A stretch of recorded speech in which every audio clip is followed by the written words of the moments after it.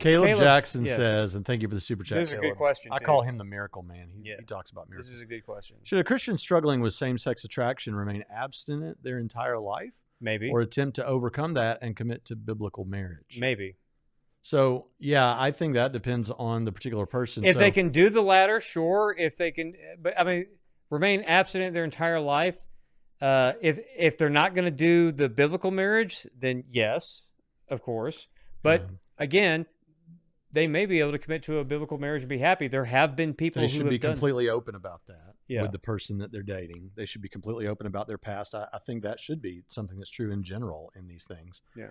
I also think 1 Corinthians 6, 9 through 11 talks about various sinful acts the Bible considers sinful, and it mentions homosexuality.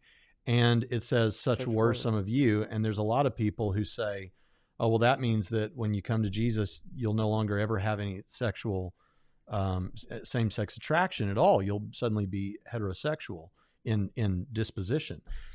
And I don't see that in the text. I see listed there thieves, and I see listed there adulterers or whatever. And I'm thinking to myself, okay, the people that I know who were thieves that became Christians, could I really have pointed to that text and said, once you become Christian, you'll never again desire to steal anything? Could I have said, you'll never be able alcohol, you'll never want alcohol again, you alcoholics? No, because such were some of you, but you've been washed, you've been cleansed in Jesus' name. Okay. The thing is, such were some of you because you're not a homosexual. You're not going to function that way right now.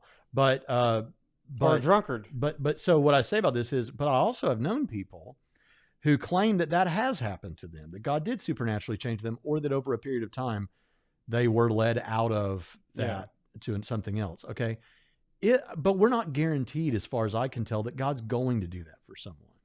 That he's going to take away all desire, same-sex desire.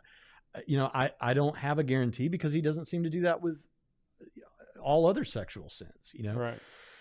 So if it has happened to you, that somehow you're at the point now where you have this attraction as a man for a woman, or a woman for a man, and you've been open about that with the person that you're with, that's something that you and God and that person can work through. And I think that's fine. But in general, I think that if that doesn't happen, still be honest. But I really think just maybe it might be that we celebrate those kind of people because they are foregoing a type of pleasure that many of us don't have to forego in the same way.